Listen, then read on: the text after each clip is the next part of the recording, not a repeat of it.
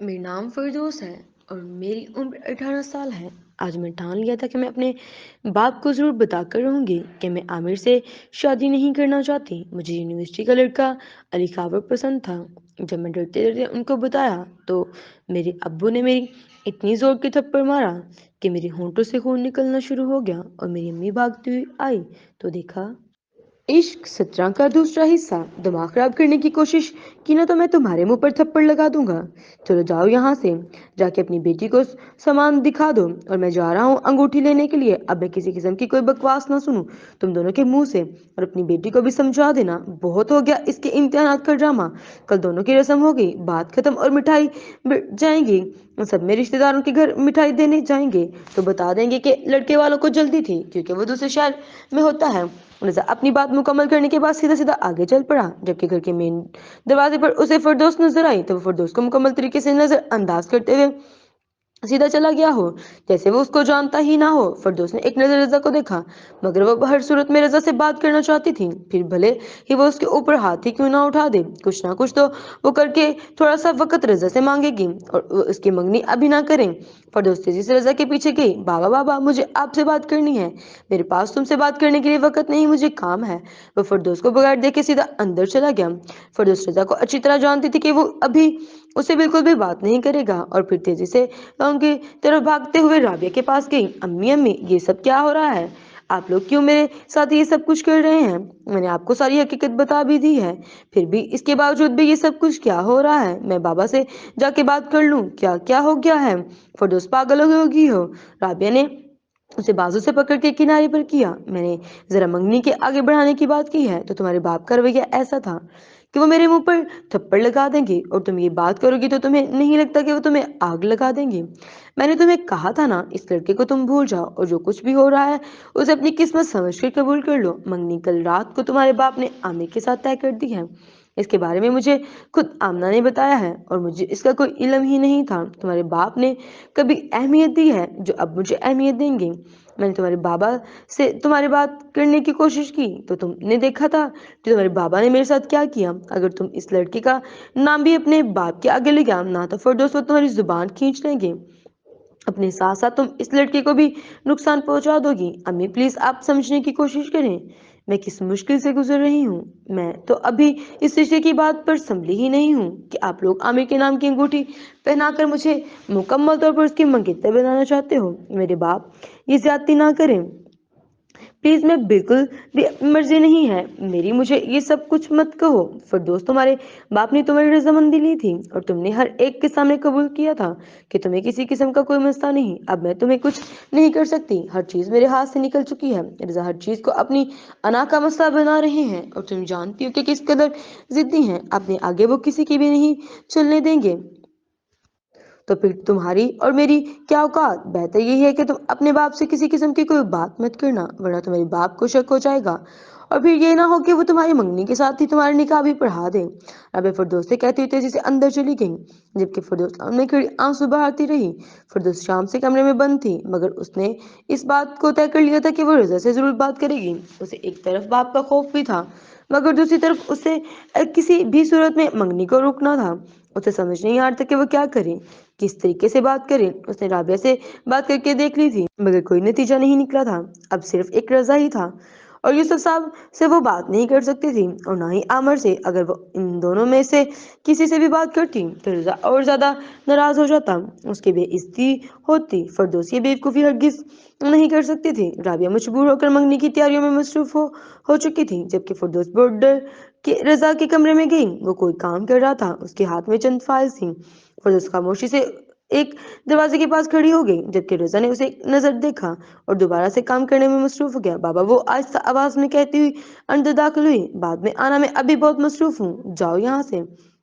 वो फिरदौस को बगैर देखे कहीं नहीं लगा, जबकि उसकी नजरें फाइल पर थीं। मगर फिरदौस ये समझ चुकी थी कि अगर आज वो यहाँ से चली गई तो इसके बाद वो कभी भी बात नहीं कर पाएगी। उसने अपने अंदर पूरी हिम्मत जमा की हुई थी, मगर उसके अंदर इतनी हिम्मत नहीं थी कि वो अली कावर के बारे में अपने बाप से बात कर सके। वो सिर्फ अब ये कहने आई थी कि उसकी मंगनी कुछ वक्त के लिए रोक दें, मगर उसके लिए ये कहना यूं था जैसे वो खाई के बिल्कुल कोने पर खड़ी हो और तेज हवा चलने पर वो जैसे खाई में गिर जाएगी। बाबा, लेकिन तुम्हें आवाज नहीं आती?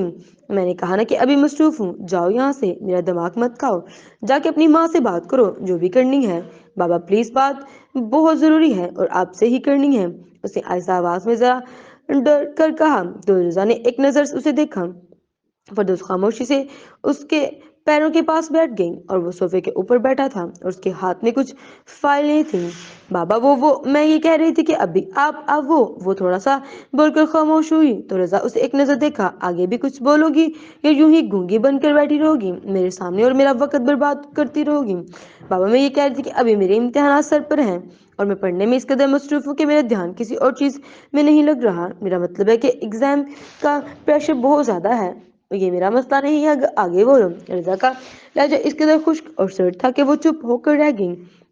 بابا میں یہ کہہ رہی تھی کہ اگر آپ یوسف انکل سے بات کر کے منگنی تھوڑی سی طریق آگے بڑھا دے تو اب میں ایگزام کی تیاری اور اچھی طریقے سے کر پاؤں گی، کیونکہ پھر ایگزامس کے دوران اور پھر یوں فور منگنی سے میں بہت ڈسٹرب ہو رہی ہوں، اپنے ایگزامس پر فوکس نہیں کر پا رہی ہوں۔ تو اگر منگنی کی تاریخ کچھ آگے بڑھا دے تو فردوس کے الفاظ ابھی منہ میں ہی تھے کہ رضا نے ایک زوردار تھپڑ اس کے منہ پر کھینچ کے مارا۔ فردوس کے ہونٹوں سے تیزی سے خون نکلنے لگا۔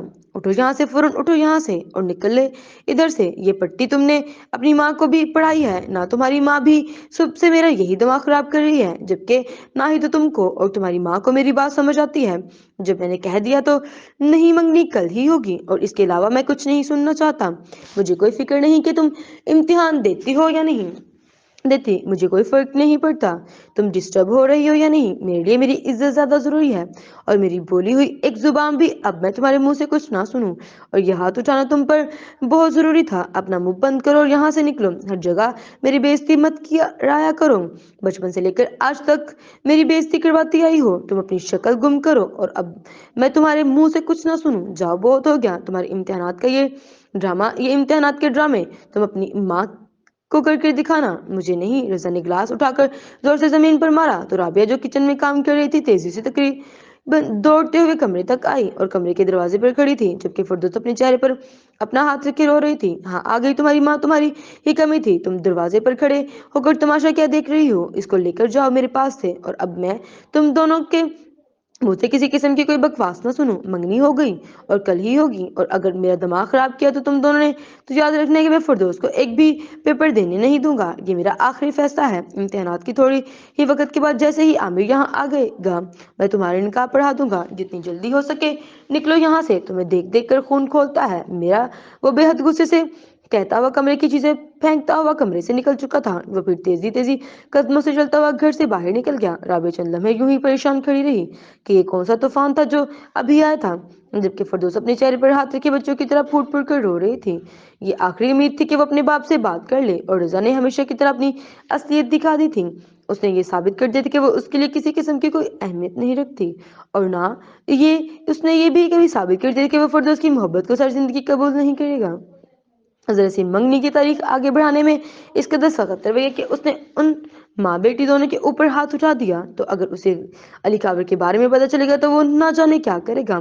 یہ سوچ کر وہ دونوں ہی بے حد حیران اور پریشان ہو چکی تھی۔ رابعہ چند لمحے اسے دیکھتی رہی، اس کے بعد وہ فردوس کے قریب بیٹھی اس نے فردوس کا چہرہ پکڑ کے اپنے ہاتھوں میں لیا تو فردوس کے چہرے پر رضا کی انگلیوں کے رسے نشان تھے، ساتھ ہی ساتھ اس کے سیدھے ہونٹ سے خون بھی نکل رہا تھا۔ رابعہ کی خوبصورت چہرہ دیکھتی رہی جس کے اوپر رضا کی انگلیاں چھپی ہوئی تھیں۔ میں نے تمہیں سمجھایا تھا نا فردوس، تمہاری اور میری اہمیت اتنی ہی ہے جتنا آٹے میں نمک ہوتا ہے، اس سے زیادہ تمہاری اور میری اہمیت نہیں ہے، نہ ہی اس گھر میں اور نہ ہی رضا کی زندگی میں۔ رضا کی نظروں میں اور میں تم بالکل چٹی کے بچے جیسے ہیں، ایک بڑی چٹی جتنی بھی بار ہماری اوقات نہیں ہے۔ اب تم خود بتاؤ، تم اس لڑکے کی بات اپنے باپ سے کر سکتی ہو؟ فردوس، کیا تمہیں لگتا ہے کہ تمہارے بابا کبھی بھی تمہارا رشتہ عامر سے توڑ کر اس لڑکے سے کر دیں گے؟ کیا تمہیں اب بھی یہ لگتا ہے کہ رضا اپنی ناک نیچے ہوتے ہوئے اور اپنی گردن کو نیچا ہوتے ہوئے دیکھ سکتے ہیں؟ میں نے تمہیں بہت سمجھایا تھا فردوس، اس رات بھی اور اس کے بعد والی ہر رات ہر دن تم اسے بھول جاؤ۔ کچھ لوگ تمہاری زندگی میں ہوتے تو ہیں مگر ہمارے نصیب میں نہیں۔ بہتر یہ ہے کہ تم علی کو بھول جاؤ اور آگے بڑھو۔ تمہارا باپ تمہاری اس محبت کی کہانی کو شروع ہونے سے پہلے ہی ختم کر دے گا۔ بہتر یہی ہے کہ تم دونوں ایک دوسرے سے علیحدہ ہو جاؤ۔ زیادہ تکلیف اٹھانے سے بہتر ہے کہ کم تکلیف اٹھاؤ اور دور ہو جاؤ ایک دوسرے سے، ورنہ یہ نہ ہو کہ محبت کے انجام موت ہو جائے۔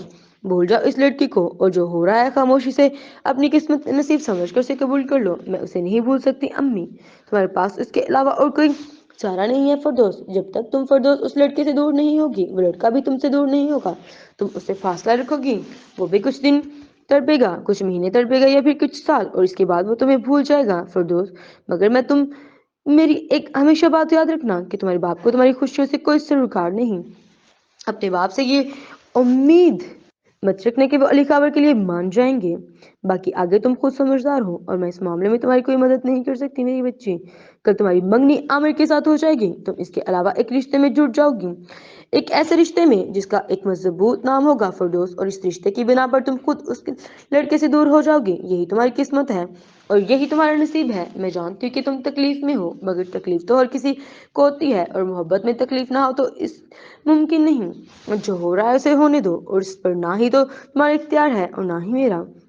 इश्क हो और सुकून हो, जनाब होश में हो तो अगली रात घर का बिल्कुल हल्का हल्का फुल्का सजाया हुआ था। रजा के फरदौस की मंगनी की खुशी तो नहीं थी, लेकिन यूसुफ साहब के घर वालों को भी तो कुछ ना कुछ दिखाना था। फरदौस अपने कमरे में बेहद खामोश, बिल्कुल गुमसुम सी अकेली बैठी हुई थी। उसके चेहरे पर इस कदर उदासी थी कि जैसे कोई बंजर जमीन हो जिसके ऊपर सालों से एक फूल पौधा ना उगा हो। वो बार बार अली की दी हुई रिंग को देख रही थी। उसे प्लीज अपने हाथ से मत उतारना, ये तुम्हारे हाथ में मुझे बहुत अच्छी लगती है फेरिंग। अली काबर के बोले हुए अल्फाज उसके कानों में बार बार गूंज रहे थे। फरदौस बार बार इस रिंग को और अपनी उंगली को देख रही थी। कुछ वक्त के बाद उसे मालूम था कि उसकी अंगूठी को निकाल कर कोई और किसी दूसरे के नाम की अंगूठी उसके हाथ में आ जाएगी। वो अली काबर की दी हुई अंगूठी उतारना हरगिज नहीं चाहती थी, कभी भी नहीं। यही अंगूठी पहनाते वक्त ही तो अली काबर ने फरदौस से मोहब्बत का इजहार किया था और अपने दिल की बात कही थी। वो उस निशानी को कैसे उतार सकती थी, कैसे छोड़ सकती थी। करीब रखी हुई छुरी फरदौस ने उठाई और फिर अपनी जिस उंगली में उसने वो अंगूठी पहनी थी, उस उंगली को उसने छुरी की मदद से हल्का सा काटा था। खून तेजी से उसकी हाथ से रसने लगा था। करीब रखी हुई साइड टेबल की दरवार से उसने बारीक पट्टी निकाली और जख्म पर लगाई। कुछ वक्त के बाद जब खून निकलना बंद हुआ तो फरदौस ने एक बट्टी के ऊपर वो अंगूठी दोबारा से पहन ली, और फिर उस अंगूठी को छुपाने के लिए उसने पट्टी के ऊपर एक और मोटी पट्टी अच्छी तरीके से बांधी थी ताकि उसके हाथ से कोई अली को दी हुई रिंग उतार ना पाए। सुना है उल्टे हाथ की तीसरी उंगली का रास्ता सीधा दिल की तरफ जाता है, इसलिए मोहब्बत में लोग हमेशा तीसरी उंगली में ही अंगूठी पहनाते हैं और दूसरी उंगली लफेंग भी कहलाती है। कहीं पड़ी हुई कोई पुरानी सी बात उसकी अचानक याद आई थी। वो लड़की आमिर यूसुफ के नाम से अंगूठी कभी भी अपने हाथ में नहीं पहनना चाहती थी, और जब वो आमिर यूसुफ की दी अंगूठी को ही जगह नहीं दे पा रही थी तो अपने हाथ में, तो फिर अपने दिल में आमिर की जगह कैसे देगी। वो तो अली खबर के नाम की दी हुई अंगूठी उतारना ही नहीं चाहती थी, तो फिर उस शख्स की मोहब्बत को अपने दिल से कैसे उतार सकती थी। कैसे घर के अंदर सिर्फ और सिर्फ दो फैमिलीज के लोग थे, एक फरदौस की फैमिली और दूसरी यूसुफ साहब की। बहुत छोटा सा फंक्शन था जिसमें ये दोनों फैमिली सी थी और उनके बच्चे। आमिर के घर से फरदौस के लिए पर्पल कलर की लंबी सी बहुत खूबसूरत फ्रॉक आई थी। साथ ही साथ फ्रॉक के ऊपर खूबसूरत बारीक बारीक सिल्वर कलर का काम हुआ था और उसकी मैचिंग ज्वेलरी और चूड़ियां में वो बेहद हसीन लग रही थी। आमिर ने आज सफेद कमीज सलवार के ऊपर स्याह रंग का कोट पहना हुआ था। बहुत ही सादगी से उन दोनों का मुंह मीठा हुआ। उन दोनों को हार पहनाए गए। कुछ वक्त के बाद मंगनी की रस्म भी होने वाली थी। दोनों घर वालों ने एक दूसरे के हाथ में अंगूठी रखी तो फरदौस ने पट्टी वाला हाथ नीचे कर दिया। आमिर को मजबूरन उसकी दूसरे हाथ की उंगली में अंगूठी पहनानी पड़ी। फरदौस ने भी बेहद बेदिली से आमिर की अंगूठी पहनाई थी। फरदौस ने एक नजर रजा को देखा जो बहुत खुश होकर यूसुफ साहब के गले लग रहा था। फरदौस के चेहरे पर एकदम से उदासी का जहां आबाद हो चुका था, उसकी आंखों में मोटे मोटे आंसू भर आए थे, जबकि आमिर इंतहाई खुश था और साथ उसके घर वाले भी। जबकि राबिया अपनी बेटी का हाल जानती थी, मगर वो कुछ नहीं कर सकती थी। वो दुआ कर सकती थी कि वो अपनी आने वाली जिंदगी में बहुत खुश रहे। जारी है।